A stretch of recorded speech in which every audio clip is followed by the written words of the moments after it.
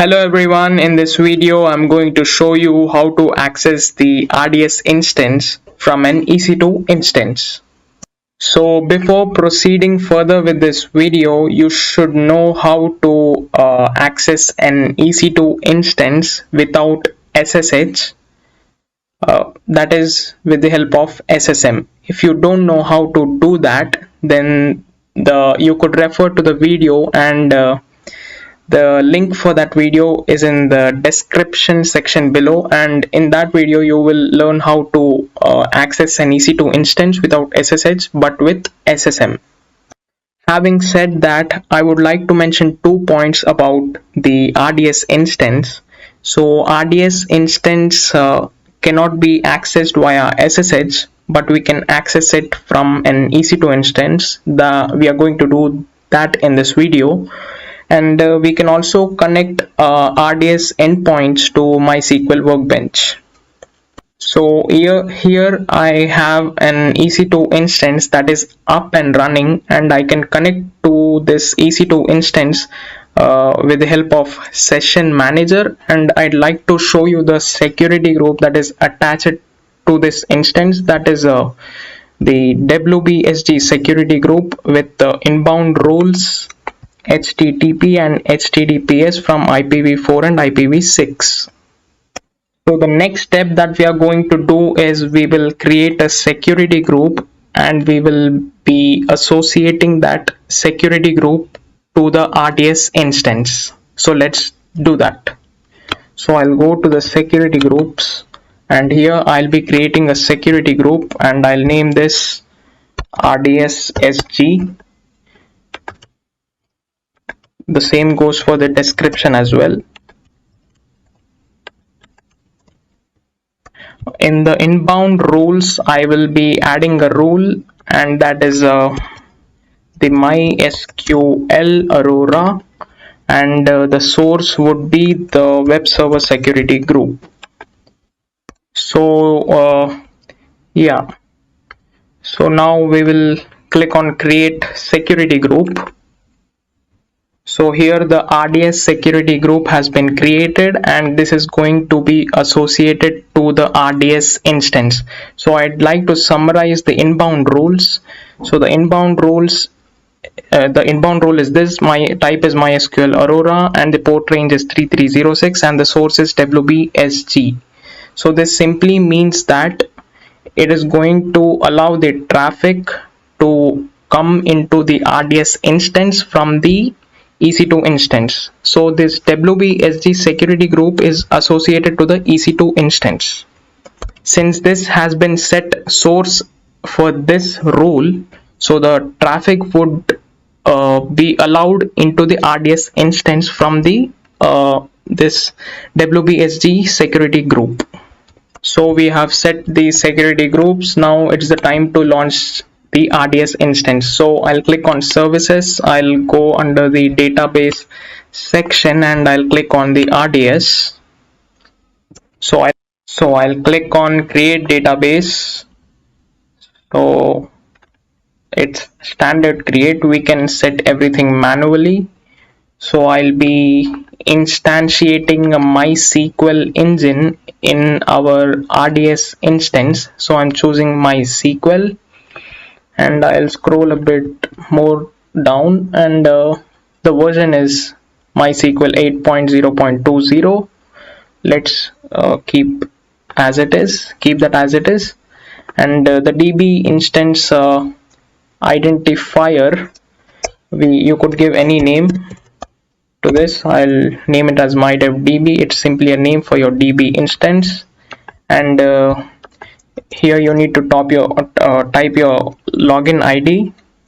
So it is a test user 1. You could give an as per your wish, and the password is 12345678. So these are the 3 fields that you have to remember. One is the login ID or the master username, that is test user 1, and the master password.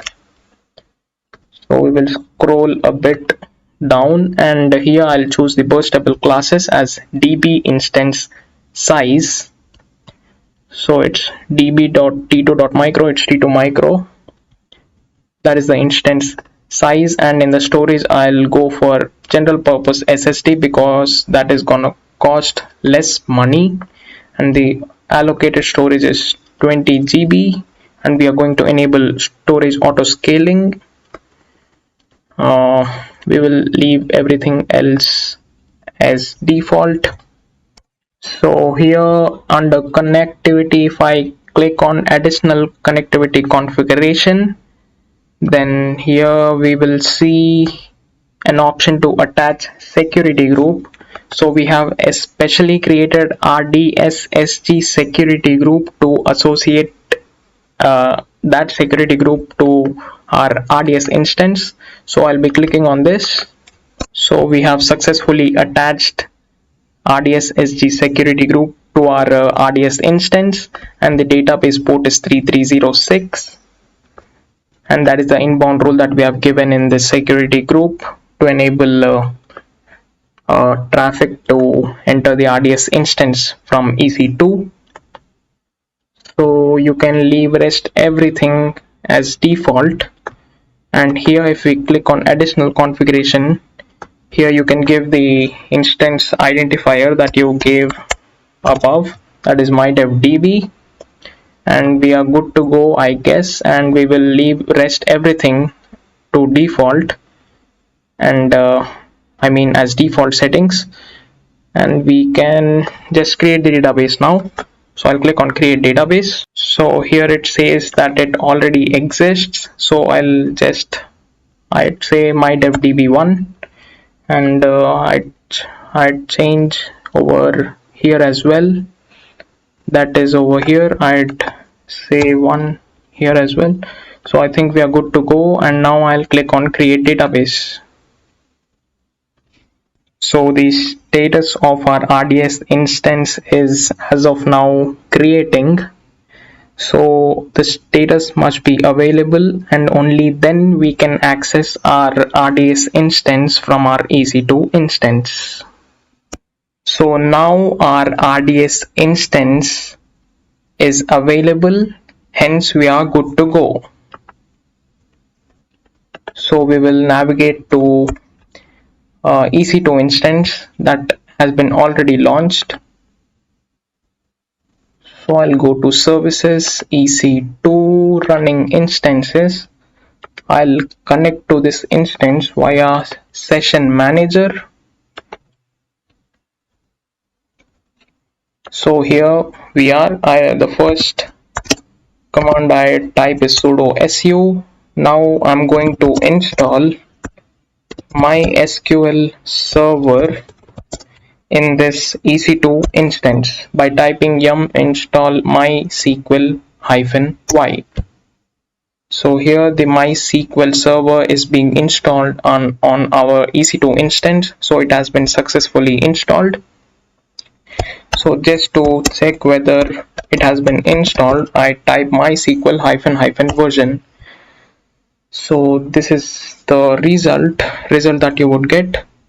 So MySQL has been installed successfully. Now in order to connect to the RDS instance from EC2 instance, what we are going to do is we are going to type this command. I'd rather copy paste it. So this is the command, it's mysql -h. Here I need to paste the RDS endpoint. So I'll go again to my RDS dashboard. I'll click on this mydevdb, and here you see the endpoint. So I'll copy and paste this over here. So mysql -h and the RDS endpoint is this, and this is the port, and this is the -u space. This is the master username that you typed while you were creating the RDS instance.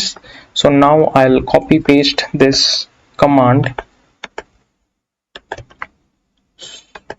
So what this command is going to do is it's going to connect to the RDS instance from EC2 instance.